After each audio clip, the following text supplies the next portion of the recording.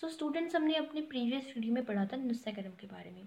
नस्यकर्म में हमने पढ़ा परिभाषा ऑफ द नस्यकर्म, प्रयोजन and utility of the nasyakarma, and types of the nasyakarma, and योग्य अयोग्य व्यक्ति ऑफ द नस्यकर्म के बारे में। एंड हमने पढ़ा कि प्रोसीजर ऑफ द नस्यकर्म, उसमें हमने देखा पूर्वकर्म, प्रधानकर्म और पश्चातकर्म of the nasyakarma. And in the previous video हमने पढ़ा कि टाइप्स ऑफ द नस्यकर्म, कि नस्यकर्म के कितने टाइप्स हैं उनके बारे में पढ़ा और कितनी मात्रा में उन नस्य में यूज़ करनी है।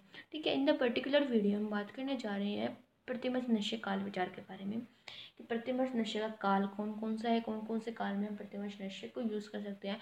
वैसे तो प्रतिमर्श नस्य हम प्रत्येक काल में यूज़ कर सकते हैं, लेकिन आचार्य सुश्रुत और भागवत ने कुछ काल बताए हैं जिन काल में हम प्रतिमर्श नस्य यूज़ कर सकते हैं। साथ ही उनके लाभ का भी वर्णन किया गया है कि कौन कौन से लाभ उनको मिलते हैं। ठीक है, देन हम उसके बाद में बात करेंगे मर्स नस्य के बारे में। ठीक है, उसके बाद में बात करेंगे कि पूर्व क्रम, प्रधान क्रम, पश्चात क्रम में सम्यक योग, अयोग और अतियोग के बारे में। So without wasting any time आज की वीडियो को स्टार्ट करते हैं।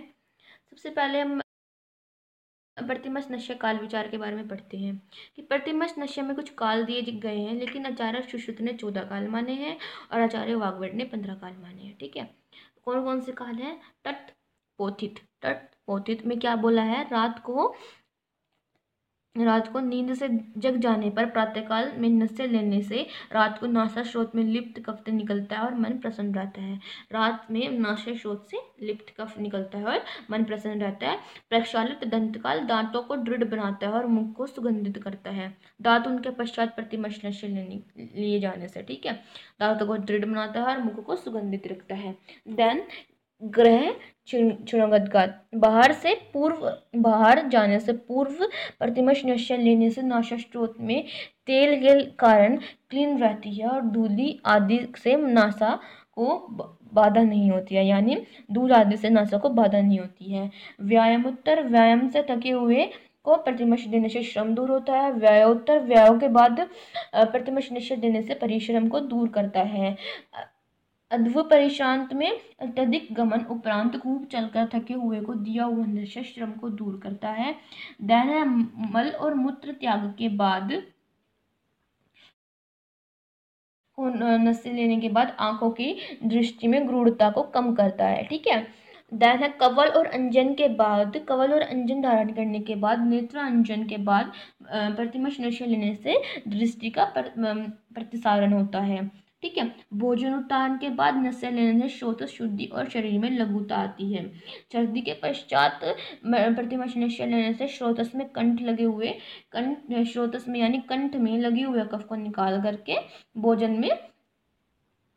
में रुचि आती है। ठीक है, देन है सर्दी के बाद, सर्दी पढ़ लिया हमने। दिवा स्वप्न के पश्चात नस्य लेने पर शेष नींद एवं शरीर में जड़ता को दूर करता है तथा मलों का नाश कर करके मन को एकाग्र रखता है। सायकाल में प्रतिमर्श लेने से नींद जल्दी आती है और जल्दी ही नींद की जागृति होती है।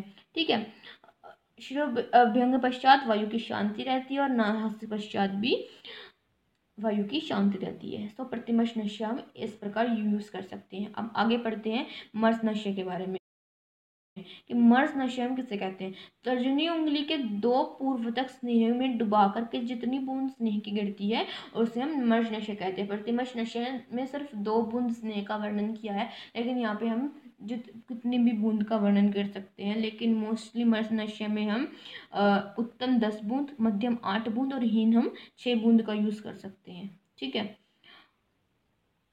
मर्स नस्य में और प्रतिमर्श नस्य में केवल इतना ही अंतर है, दोनों के गुण समान है, परंतु मर्स नस्य में व्यापत की संभावना होती है, प्रतिमर्श नस्य जो है वो निरापद होता है। मर्स नस्य हेतु मर्श और प्रतिमर्श हेतु घृत की अपेक्षा तेल प्रयोग श्रेष्ठ है, क्योंकि शरीर में कफ का स्थान होता है। ठीक है, अब मर्स नस्य और प्रतिमर्श नस्य में हम डिफरेंस जानते हैं। मर्स नस्य, इससे दोष और व्यापत का भय रहता है, इससे दोष और व्यापत का भय नहीं रहता है। इसमें काल अनुसार निर्णय आवश्यक है, इसमें सभी काल में ऋतु में दिया जा सकता है। व्यानुसार निर्णय आवश्यक है और अति वृद्ध और बालकों में निषेध है, इसे किसी भी आयु में यूज किया जा सकता है।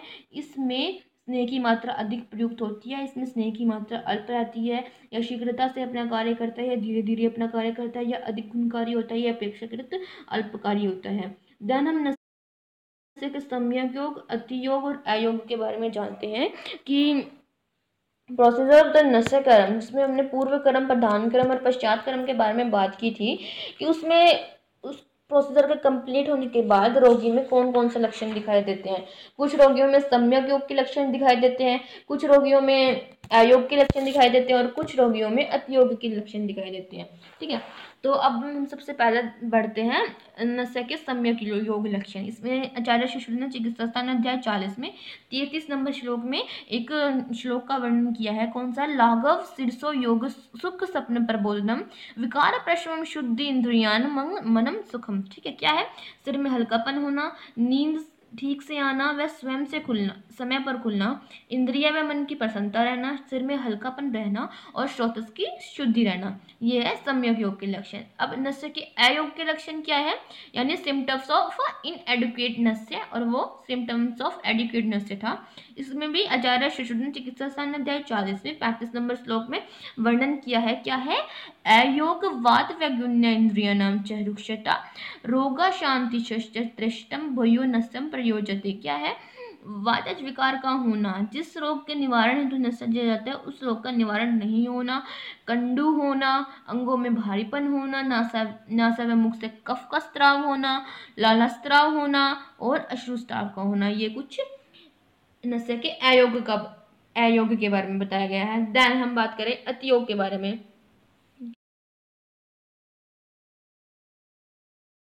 कि नस्य के अतियोग के लिए भी एक श्लोक वर्णन किया जा रहा है सुश्रुत ने अध्याय 40 में 34 नंबर श्लोक पे। कफ परसेसक सिरोसु गुरुत इंद्रियम विभ्रम लक्षणम मूर्ध्यति स्निग्धम रुक्षम तत्रा वचार्यते। यानी कफ का स्त्राव होना, सिर में भारीपन होना, इंद्रियों का विभ्रम होना और सिर में शून्यता का होना, ये कुछ अतियोग के लक्षण बताए गए हैं। देन हम नस्य व्यापत और उसके प्रतिकार के बारे में बात करते हैं। नस्य में क्या क्या व्यापत हो सकते हैं? दो तरह के होते हैं नस्य व्यापत। ठीक है, दोष की वृद्धि होना या दोष का क्षय होना। दोष की वृद्धि में क्या क्या रोग उत्पन्न हो सकते हैं? श्वास का अग्निमंथ, शोधन और शमन चिकित्सा करेंगे। दोष का क्षय होने से क्या होगा? अंगमर्द होगा, शूल होगा, मुख शोष होगा, व्रहन चिकित्सा करेंगे।